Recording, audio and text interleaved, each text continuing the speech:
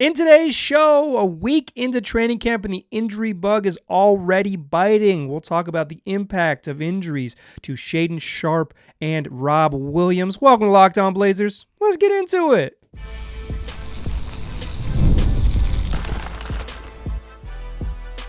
You are Locked On Trailblazers, your daily Portland Trailblazers podcast, part of the Locked On Podcast Network.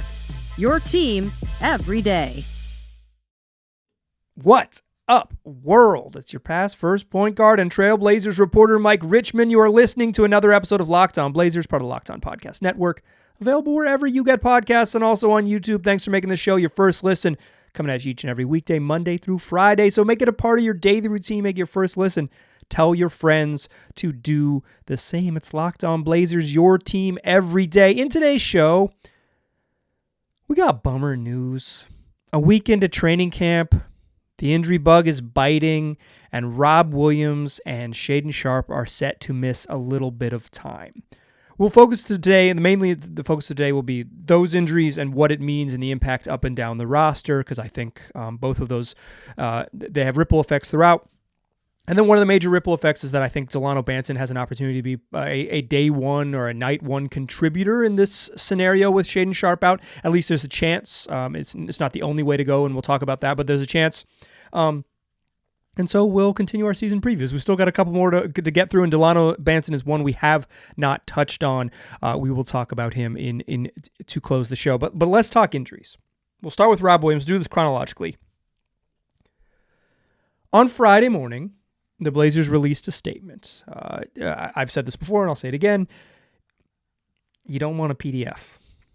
If the Blazers send an email that includes a PDF, that includes an official press release, that's not good. That's not good. And Rob Williams' email came with a PDF. And it reads the following. Portland Trailblazers center Robert Williams III experienced a grade 1 left hamstring strain during training camp this week. He's expected to miss 2 weeks, and his status will be updated as appropriate.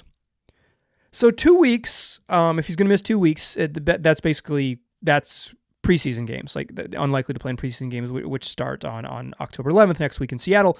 But the season doesn't start until October 23rd. That would be 19 full days from the injury. But the real truth of this with Rob is that he's ramping back up to play. He started playing 5-on-5 in September. At Media Day, Joe Cronin said that Rob Williams was cleared to play 5-on-5, but he wasn't fully cleared without restrictions, right? Like they're still ramping him up because he hadn't played for 7 months. He got hurt in November of last year, and it's like he spent a long time getting himself back to where he could play and where the team would be comfortable with him playing 5-on-5, and then it's ramping back up to action, and he sustains this grade 1 left hamstring strain. The injury in and of itself is something that people recover from. I think the NBA, maybe guys try to come back because they play a million games, and we see the hamstring things linger maybe longer than they would. But like in the preseason, you actually have time to get it right, and you actually have time to be patient. And the Blazers will err on the side of caution with this thing, and they'll try to get Rob Williams as close back to healthy as possible. And it just stinks because he's ramping back up from knee surgery. I guess of note, the knee surgery he had in last year was on his right knee, but he's had prior surgeries on his left knee. I'm not a doctor. This is not it. But like, I would assume this is just related to, like, I'm not going to say like this is a compensation injury. I don't know anything like that. Like that, I think that would be irresponsible. But I'll say this: like this is the challenge of trying to get back to playing NBA basketball. It is the best athletes in the world. Your body has to be in great shape, and your body just has to be able to withstand a lot. And Rob has dealt with so many things that to see him back on the injury report, it stinks. It stinks. It stinks that we didn't get to see him play one preseason game that he just, for his own mental health, right? Like forget physical health for a moment, like his own just like personal mental health in this journey back to playing basketball, couldn't get back on the court and like truly play in front of fans and all of those things. That stinks. It's a real bummer. We'll talk about the impact of the injury in a moment, but so that was Friday. Then on Saturday, it's reported that Shaedon Sharpe and Matisse Thybulle, by a couple media members locally, that Shaedon Sharpe's not going to participate in like on-court stuff during FanFest, neither Matisse Thybulle. And then it comes out a couple hours later. The Blazers, again, a PDF. You never want to see that PDF. Press release from the Blazers, October 5th. Portland Trail Blazers guard Shaedon Sharpe has suffered a small posterior labral tear in his left shoulder. An MRI confirmed this week. Sharpe will begin rehabilitation and is expected to miss 4 to 6 weeks. This one hit like a brick. The Rob Williams thing, I don't mean to diminish anyone's injuries as less than, right? Like that's not what I'm attempting to do here. But the Rob Williams thing, it's like, man, he's dealt with so many injuries, and here's another one. And it's only 2 weeks. It's like, dang, I hope he gets back, right? Shaedon Sharpe is the player that I would say anecdotally most of my Blazer fan friends and I would say most of the people who interact with me on the show, they're most excited for. He's the hope. He's if this team is going to get out of the mud, Shaedon is going to be one of the key figures that pulls them out of the mud and gets them back on solid ground. He's the player with probably the most raw upside on the team. Whether he hits that upside is his own question. But in terms of like who has the highest ceiling, I think Shaedon Sharpe's mixture of athleticism, 3-level scoring, and just his general size at 6'6", like he has the tools to be a very, very good NBA wing if he could put it together with some consistency, and has been the challenge for him. And now he's going to miss 4 to 6 weeks with a shoulder injury, a labral tear. Sharpe sustained a very similar injury in his debut in Summer League. If you'll recall, he played about 4.5 minutes in his first Summer League game, got kind of clipped on the shoulder, I believe. No, I'm misremembering. That's a scoot injury. But he played. He barely made it through his first shift, leaves, and then the team just said, "Hey, you're not going to play. Like you're done." And he didn't have surgery. He just rested and got back. And then his rookie year, he played 80 games. And he basically was available for 81 games. The Blazers held him out one night against the Spurs because they were chasing Victor Wembanyama, and I guess the gods frowned on that move or something like that, or just like luck is independent of those decisions. But like his rookie year, this shoulder injury didn't slow him down, but he had months, right? Like that injury was in July and the season starts in October. He had a long time to get right, to get his body right and to get ready for his first training camp and to get ready for all those things. And it wasn't a big deal. I can't claim to know what it means to have a similar injury, sustain a similar injury years later. I know shoulder stuff is typically heads in one direction, and that one direction is typically a surgical repair, but I can't speak to Shaedon Sharpe's situation by any means. I'm just saying, like, I know that when, covering this team for years, when Ed Davis had a labral tear, he had to do it. When it had ended up with surgery, same with Zach Collins, same with Myers Leonard. I don't know. I can't tell you where this injury is in his shoulder or what it is. And they do say a small posterior labral tear in the press release.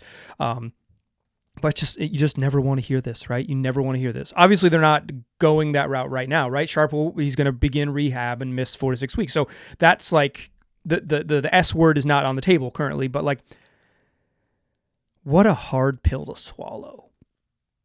Like, it's just really deflating, I think is the best way to say it. Like, obviously feel for Shaedon, right? This is a chance for him he was probably going to start, this year. He's going to have an opportunity to be a big part of what's next, right? And show that he deserves to be even, maybe not a big part of what's next, but the biggest part of what's next, right? It's such a huge year for him opportunity-wise that he was going to get a ton of runway to be the best version of himself. This was year 3 is when it's typically when, these good young players take a jump. It's a very typical time, like, that he took that year 3 jump, like he's ready. He's a young man trying to figure it out. Obviously, he missed a bunch of time last year with the groin and lower abdomen injury. He played, he missed 50 games a year ago. He kind of had a lost season in year 2. And so for year 3, you're just hoping that it's like, Let's just get him out there and see what it is. Even if the losses pile up for the Blazers and then there's struggles and all of these things, and it's like maybe not as night to night, it's not as fun. Like you can maintain, like watching Shaedon Sharpe is going to be part of like appreciating the big picture, like how to enjoy this team was to say, okay, well at least if nothing else, we'll get to watch the young guys grow. We'll get to watch them learn in real time and all those things. And we still might. A month from October 5th is a couple weeks into the season. If it's 6 weeks, you're about a month into the season. If it's beyond that, you're talking December. Okay, so you're probably missing 20 games. Once you get through October and November, you just really feel for this, for the franchise, for Sharpe as an individual. It just stinks.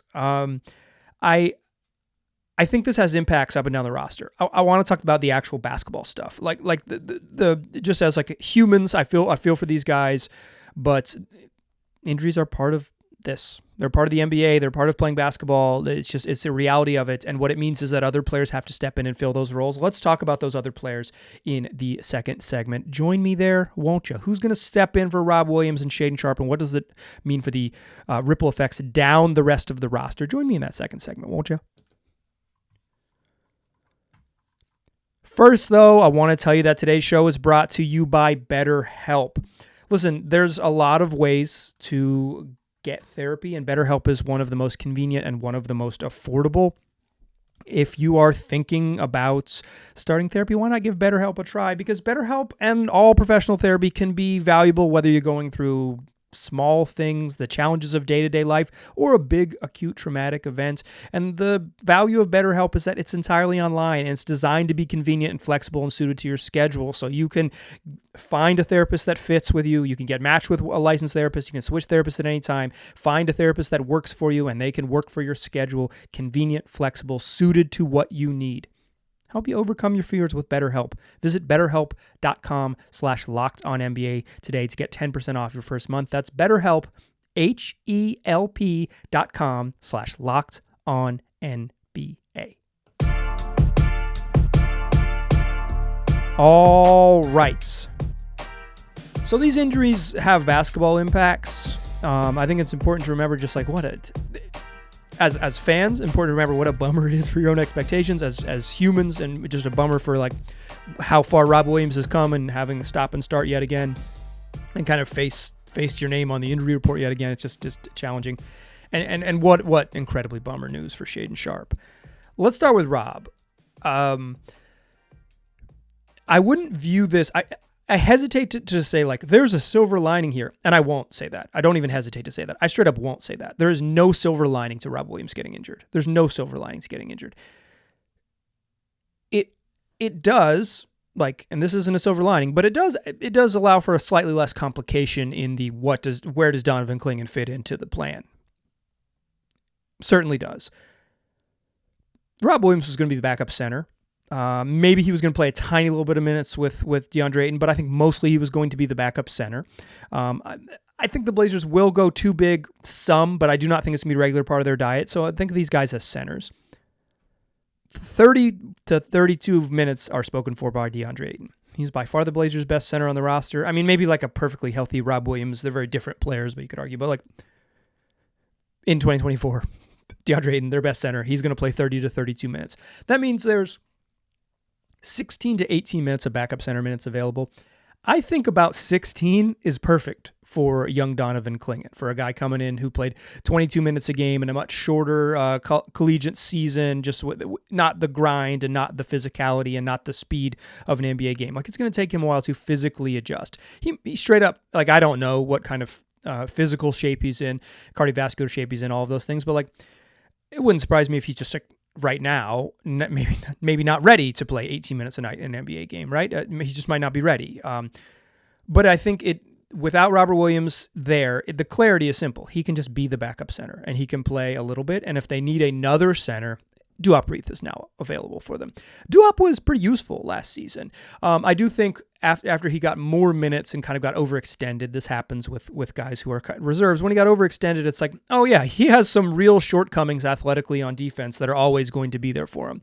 Like, he's just not quite quick enough to play power forward. He's not quite vertically he's not quite tall enough, or maybe he doesn't have the vertical pop to play like a ton of like really good center. Like he just doesn't have a spot on defense that makes sense for him. He's probably a 5 to me. He is a 5 to me, just like very clearly undersized 5, just because of the lateral quickness. You want him in the middle and playing drop, and I think that's the best way to deal with him. But even then, he'll have some deficiencies on defense. But he gives them something that they don't have from the other center spots. Like he can shoot, and that offers another wrinkle. And if Kingan is only able to play like 10 minutes a game, right? 12 minutes a game, he takes 2 6-minute shifts. You do have another option with Duop Reith. Again, there's only 16 to 18 minutes of backup center minutes available. I think it's relatively simple how this works. I think the first chunk of it goes to Donovan Kingan, and then after Kingan, they will figure out whether Reith needs to play or not. With Sharpe, it's a little bit different. I do think this means we get a starting lineup of Scoot Henderson and Anfernee Simons. Not ideal. It's just not an ideal pairing. You're small. You're really small in the backcourt. I've said this a bunch. I'll say it again. It's like lineups where Anfernee Simons is not the smallest dude on the court just typically have not been good enough defensively to hack it. The Blazers probably weren't going to be like a really good defensive team, but I think they had, when fully healthy, they had some parts to be much better on defense, like maybe a close push towards league average, or something like in the teens on defense. Like they could be okay, not great, but okay. If you're starting those two guards, you're probably not going to be good. I think that's just the truth. Anfernee Simons is more comfortable with the ball in his hands. Scoot is probably only effective right now with the ball in his hands, and that's even like what effective means is I think questionable. But like the best version of each of those guys is probably ball in your hand type point guards in terms of offensive impact. Anfernee Simons is much more capable of playing off the ball, and Scoot is maybe like a little bit more natural of a playmaker, but it's so like Scoot can play 1 and Ant can play 2, but it's just like you're gonna struggle on defense, and maybe like and Anfernee Simons' like best skill on offense is coming off a screen and putting fear into the defense because he can shoot off the dribble. Like that's actually where his impact is that he's a really good off the dribble shooter. That's where his advantage creation is. That's where he like makes defenses make choices, send 2 to the ball, all of those things, right? Like he that's where his bending of the defense comes in. And if he's an off ball guy, it's just different. It's just different. And if Scoot is playing as the spacer, and they're going to help off Scoot, and they're going to be more aggressive and dare Scoot to be a catch and shoot guy, which he just hasn't been to date. So it's not ideal, but I think that's the starting point. The backup is a little bit like who plays beyond that's, I think, somewhat in question. You can play mostly Matisse Thybulle at the 2, right? He can play most of his minutes at functionally shooting guard, and then allow you for minutes at the other forward spots to fill in behind, Toumani Camara off the bench, and then a little bit of Jabari Walker off the bench to complement the 2 starting forwards of Deni Avdija and Jeremy Grant. That's one way to go, and you can give Deni Avdija a bunch more on-ball reps as to alleviate some of that pressure. And I think that is at least a reasonable route, and I would say that is fairly likely the direction they will go. But if it isn't, it's going to be Dalano Banton. He's the next guy up. Banton is competing in theory with Devontae Graham for the 15th roster spot. Banton has a light partial guarantee of about $200,000 on his contract that he's already received for making it to camp, and Devontae Graham's fully non-guaranteed training camp deal. So there's no necessarily financial thing that's separating them, but Graham he's been much more productive in the NBA throughout his career. He's longer tenured and had much more productive years. It was briefly very good in Charlotte. But Banton offers a little more positional versatility because of his size, and allows you to play slightly different lineups because of that. Graham is a point guard, right? Like he's a one position player. I know he's played both. He's like point guard size. I know he's played kind of a little bit of off ball stuff, but he's a point guard for sure in the league. So my guess is that based on how the Blazers do business, first guy they give money to typically is the guy who's on the roster, and just the positional versatility that Banton offers. He's the one who I would expect to make it as the 15th roster guy. He would be my prediction, but I don't think it's out of the question that Graham, like a functional veteran with some with a history of some productive play, just wins out because they value that, right? They value some of the productivity, they value the the veteran savvy, like someone who's been in the league and kind of had a couple different roles and all of those things. I assume my guess and my assumption is that Banton will win out and that Graham is, they're doing Graham a favor by giving him an opportunity, and he will move on, but we will see. But I would assume if the Blazers do want to go with another guard and they don't want to, because Matisse can't really dribble. That's he's not a playmaker or a dribbler. Tumani doesn't have the ball handling skills. Jabari doesn't have the ball handling skills. You don't really want to give point forward responsibilities to Jeremy Grant because he's not a passer. So if, then you just have three guys who can really handle. Just Scoot, just Anthony, and just Denny with that. So that's why Banton could sneak into the lineup because they need another ball handler, they need another playmaker, they need another point guard type, although he's big. As I mentioned before, you could just play Matisse all of his minutes functionally at two guard and Jabari Walker sneaks into the back half of the rotation, and that's how you handle it. Or you can play another guard. And if that other guard is, I think it's going to be Banton. So let's talk about Banton. How about a little preview, a player preview? We've done a bunch of these. We haven't done Banton yet. He is 14 of the 15 we're going to do. I might do Devontae Graham as well, so we might end up doing 16 of these. But let's talk in the third segment to close the show about Banton, best case, worst case scenario, and role for next season and what that might look like with knowing that there are minutes available at the guard spots. Now, join me in that third segment, won't you? First, though, I want to tell you that today's show is brought to you by FanDuel. It's America's #1 sportsbook. I'm recording this during the early window of games on Sunday afternoon. It's the NFL season is here, and once I wrap up this podcast, I can go back to the couch and watch some more games. And while you're watching games, you can open up that FanDuel app and live bet all the NFL action you could ever want. So if you got a hunch in the middle of the game, FanDuel makes it easy for you because you can open up the app and you can see the latest stats, view play-by-play in real time, and so much more right there on the same page that you place your bets. Plus, if you are a first-time user for FanDuel, you can get $200 in bonus bets guaranteed when you place your first $5 bet. That's $200 in bonus bets guaranteed when you place your first $5 bet. It's FanDuel, America's #1 sportsbook, and that's FanDuel.com. Still a pass, first point guard. I'm still Mike Richmond, and you are still listening to Locked On Blazers. I want to talk about Dalano Banton here to close the show. But I do think it's important to note that prior to Shaedon Sharpe getting injured, there was no logjam at guard, right? There was no minutes crunch or anything like that. Very, very easy for Scoot Henderson to play 28, 29 minutes, for Shaedon Sharpe to play 28 to 31 minutes, and for Anthony Simons to play his 32 minutes. Very simple math for all those dudes to split a 3-guard rotation to split the 96 guard minutes. Very, very simple math. It gets a little trickier now, and if they do need to expand that guard rotation, and they don't want it to only be Matisse Thybulle as your backup too, which I think he's totally comfortable with, and that might put your best defensive lineups out there at all times. But if they do need some more playmaking, they do need some more ball handling, Dalano Banton offers them that in theory, assuming that he ends up being the 15th and final roster spot. So let's talk about what Banton did last year, best and worst case scenarios, and role and expectations for Banton. This is our continuing our countdown to tip off. This is a player preview. We've done a bunch of these. I will link this one in the playlist over on YouTube if you're a YouTube viewer, and if you want to hear my previews of all the other players on the roster there, and you're an audio listener, they're waiting in your feed labeled as such with season preview.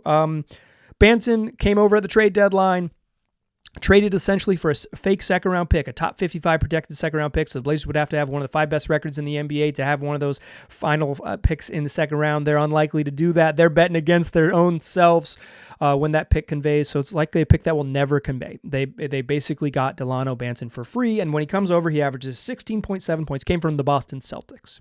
16.7 points, 4.8 boards, 3.6 assists, shot 40.8% from the floor, including 31.1% from 3 and 78% from the free throw line. Appeared in 30 games for the Portland Trail Blazers, including 8 starts, and averaged 29.2 minutes per game. But you know what Banton did? He got the ball and they let him go. He was in a unique role. He comes over at the trade deadline. Scoot Henderson misses a chunk of games right out of the All-Star break, so he's not back. Banton's like immediately in the plan, right? He's like, okay, you're going to play. He actually appeared in every game he was healthy except one when he first came over, but I believe he was technically inactive that game, and then he was inactive another game with a minor injury. So like pretty much from the moment he got here, just due to the situation, injuries, and then the tank, he played every night, and he played a ton, 29 minutes a night. He's playing 30. He's playing starter minutes, and he just they gave him the ball, and they let him do his thing. And he had some monster games. He had 8 games with 25 or more points. 8 of his 30 games, he had 25 plus. Like, he had some monster nights in the box score. He wasn't hyper efficient though, right? Like the 40.8% from the field and 31.1% from 3.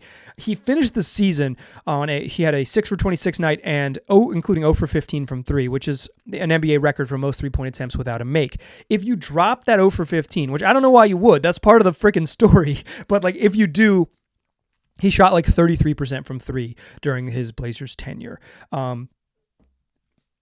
Sure. I don't think that's fair. I also think that 0 for 15 thing, that might stick forever. Such a unique situation where you could miss 11 3-pointers and still have the green light to take 4 more. Like the previous record was 12. I'm not sure anyone's ever touching 15. Game 82, team doesn't want to win, team doesn't have other. It's like he played 40 minutes that night. Very unique. A truly unique situation. Banton really got the ball and got to go. His usage rates, which is the percentage, it measures like possessions used, either with a shot, a turnover, gain of the free throw line, or assists, the way the cleaning glass does it. Like how many assists do you like direct usage? 27.6 was in the 97th percentile for wings, which is like big time. He was basically had a usage rate on par with guys like Brandon Ingram and Jaylen Brown, right? Like true number 2, occasionally number 1, to toggle into number 1 options on teams. Like he was handling the ball like the number 2, all-star level wings on good teams. Similar usage rates like Jordan Clarkson, like a just go score for 6-man. Although Clarkson ended up starting a bunch, or Malik Monk finished second in the 6-man voting. Like guys who come in and you get the ball and say go score. That's what Banton's role was. It was a here's the ball, go do it. And he was very open and honest about this during his time with the Blazers last year, that he had a role that was unique to this like specific situation of the team, and he probably wouldn't have that again in the future. And Chauncey Billups said as much as well. It's like he's just like this isn't what he's gonna like. He's never gonna play like this again. Like this is just a product of our time and our situation and their commitment to losing. 27% usage and the efficiency he had, like it's just that's dicey, right? I think that he showed that he can be an NBA player, but I think the question is what level of NBA player he can be. And that's like for Dalano Banton, what's the best case scenario? It's that the versatility he showed, which is the ability to play either big point guard or at a secondary playmaking wing as a small forward, 2-guard type, offers some positional versatility for the Blazers, and that his size and his ability to get himself to the rim and to the free throw line because he is so big and has ability to create off the bounce has real value, and that in a much smaller role, he finds some efficiency and he finds a way to fit in and make that versatility be a valuable part when he is not the number 1 option playing like an all-star level player, and that he is a truly like tertiary or below option offering spot minutes off the bench. Can Dalano Banton be valuable in a way scaled down role? The best case scenario is that yes. The best case scenario is that he scales down the role. Early in his Blazers tenure, he was shooting way above his career averages, which is around 30%.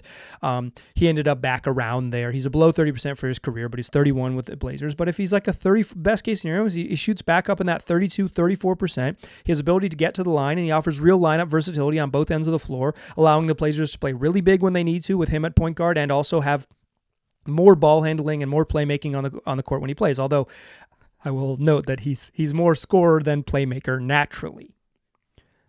The worst case scenario is that he's clinging to a roster spot. Dalano Banton signed a contract that had a partial guarantee date and then a future partial guarantees and all of that, right? He is a guy that is truly trying to find a place where he sticks in the league. And the worst case scenario is that because the Blazers have players in front of him with the young guards that we've previously mentioned. With Denny Avdia, they're bringing in some competition with Devontae Graham in training camp. The worst case scenario is that he finds himself clinging to a roster spot. He finds himself hoping that he can hang on in the NBA. The worst case scenario is what has looked like for much of Dalano Banton's career, is that he is a survivalist, someone who has to make the most of his opportunities because his opportunities are indeed scarce. I don't think it's going to be hard for him to hit the best case scenario, but if he does hit it, it's because he has opportunity early in the season. He has that opportunity early in the season, right? Like he has, it's not like they're going to I don't think there's a world in which they're like, Shaedon Sharpe was going to play 31 minutes a night, and guess who gets all of those minutes, right? Like they're just not going to turn that over to Banton. Even if he plays, they're still going to spread those minutes out and give some 2 guard minutes to Matisse Thybulle for sure. If Banton plays, a chance he doesn't play at all. The chance they, as I mentioned in the top of the show, there's a chance they just move other guys into the rotation in front of him. But he's going to have if he does play, he's going to have a smaller role, right? He's going to have a much smaller ask, I should say, much smaller ask. Like he's just not going to say like last year was like give him the ball and let him go play, and like we need you to score, we need you just to put your head down and go like and be aggressive, and we like you have carte blanche to shoot 28 times a game, like truly. Like Luka LeBronian levels of opportunity for Dalano Banton. It was a unique situation. So his role is going to be different, right? Like his role is like either he's the backup point guard. I guess like functionally, because they'll probably sub one of Ant and scoot out early. Dalano Banton would be the backup. He'd be a backup guard, but he would never really play true one because he'd always be playing with one of Ant or Scoot, but whatever. Backup guard. He's a reserve. But my expectations for him are that I kind of think the early shooting success was a product of like 29 games and the ball goes in sometimes. But I do think he's an NBA player. I'm just not sure what level of NBA player he can be. But if you can't get minutes on this team, like if you can't carve out like, yeah, I think Delano's good enough to play type of minutes, maybe not like a big role, but like, yeah, Delano's good enough to play. He should get 12 minutes if the roster is going to look like what we assume it looks like on opening day. Obviously, other things can change. Things have changed quickly since I last recorded on Thursday friggin' night. But I think there are I have some questions. I like his like style, right? Like a big funky guards who can't really shoot are like definitely like my style of player. But the efficiency is a real thing that matters in the league. Like I see his warts, even if I like, if I'm into big weird guards that kind of screw up the puzzle pieces.